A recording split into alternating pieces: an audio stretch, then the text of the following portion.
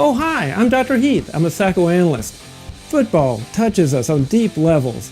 I'm going to be talking with Gary Malone, another psychoanalyst who's also an athlete and an author of a couple of books, including 5 Keys to Understanding Men, a woman's guide that he co-wrote with his sister, and understand the energy of the football. Let's join Dr. Malone out on the stands. I'm a dedicated and degenerate sports fan. I watch sports way too much. My wife tells me to quit yelling at the screen. If you study our species, in all likelihood, we've been around about 200,000 years, all but the last 300 years to 1,000. We've been in hunter-gatherer bands, fighting our way across the prairie.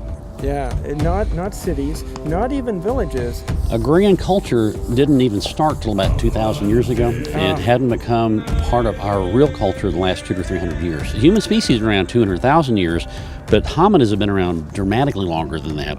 And we're very similar. We have 99.6% with chimpanzees, which have a much deeper history, and they have bands like this too. Your band was your entire world. People shared in that band. There were about 15 hunters, there were old people, there were children, there were gatherers.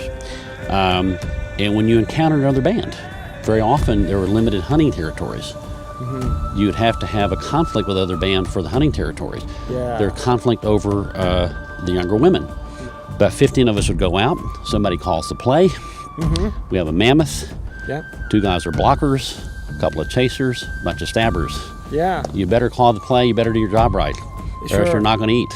Not going to eat, maybe even get squished. Maybe get killed. So when we play the Redskins, if we beat them, that means I can go to Washington and I can get all the food I want, and the women will be more attracted to me. It's probably not realistic.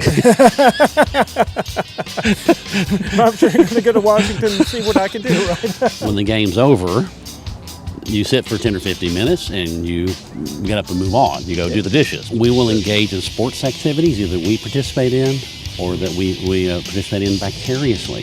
The sports teams offer us that. We can temporarily join. Because we're still hardwired to do this. The question is, for Dr. Heath, for you and I, who is our team?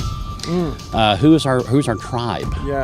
Is our tribe our fellow doctors, our fellow psychoanalysts, people who live in our community, just our family? We don't have the band that we are hardwired to join. There are things I see on television I cannot do.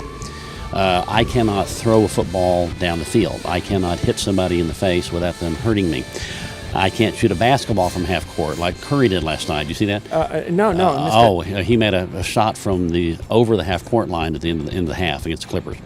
I wish I could do that. I can't. Then you go do the household duties. It's what you and I would call regression in service of the ego. Oh, that's a great term. We regress for the 3 hours to join the team. We can sink into watching a movie or being excited about a sports game or whatever other things we get kind of primitive or primal about. But then we come back out and we do our everyday things. Yes, and we put on a suit, we go back to work.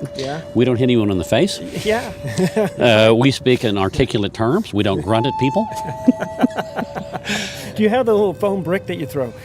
I just yell, and I yell, and I'm upset. Enough, right? I'm upset they do not respond. So you see, in this part of the country where we're sitting right now, this was part of the Comancheria. The Fort Worth only exists in order to fight the Comanche. Quanah Parker, the last Comanche chief, came in 1875. That's not that long ago. The Comanche were divided up into 3 larger groups, but all had hunter-gatherer groups of about 50, and hunted buffalo and deer and antelope in this way. And if you came into their territory, it was an error. And that's why no one moved west of Fort Worth until they could get Quanah Parker to agree to come in. And the interviews with him, he actually could articulate both worlds, but he was a classic hunter-gatherer tribe right here.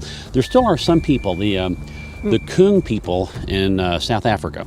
They exist in a band of about 50 going across the Kalahari, and they were able to, Richard Leakey studied them and described their habits and stuff, which are exactly like the Comanche. I think it's an innate part of who we are to want to not only express our intense wishes, our aggressive drives, but our bonding to be with others, to be in a team. People say, well, I'm a lone wolf. If you study wolves, the lone wolf's going to die. That is wolves work in teams. Wolves work in elaborate teams that they hunt, but they chase the elk in the order they are, the peck order of the wolf group. If you're the lone wolf, you will not eat, you will die. Yeah. And so the idea that you're an independent person, not connected, is not true. Even though you have your personal psychology, you want to get your own needs met, you want to express your aggressions and your romantic feelings in your life and get them met. Ever watch the cheerleaders at a professional game? Sure. How do those women look to you? They try to be appealing, right? They're appealing. Right. And so... for the hunter-gatherers to come yes, and for, so right? they are seen as kind of the alphas, and so the most attractive women wind up being on the sidelines. There's something the way the entire thing is set up. There's these young women lining the sidelines at every professional sporting event, every college sporting event, every high school sporting event. We have an inner warrior, inner hero that wants to emerge. We want to be that person. And also, too, we self-nurture. You have an idealized object, you self-nurture off the object. So the object nurtures us as like a parent. Yes. But an internalized parent, sort of? Yes. I watched Roger Staubach. Sure. And Roger Staubach was an everyman. He was not the best athlete, but he was smart. The last 2 minutes, he'd studied the field, the entire game. He knew where to throw the ball. Yeah. Roger Staubach was Batman. When I was growing up, we were in the Cold War with the Russians.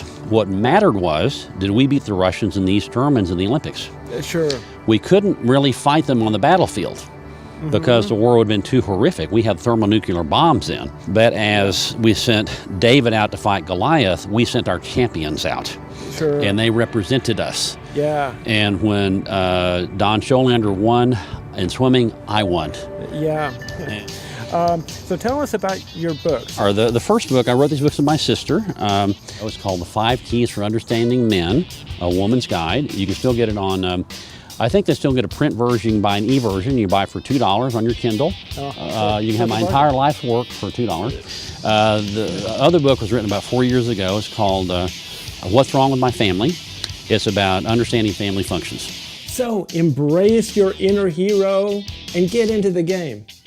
I'm here on YouTube, 7 Central on Thursdays. Please subscribe to my channel. Check out Gary Malone's Amazon page. There should be a link here. And also consider contributing to my cause. I've got a link here too. See you next time.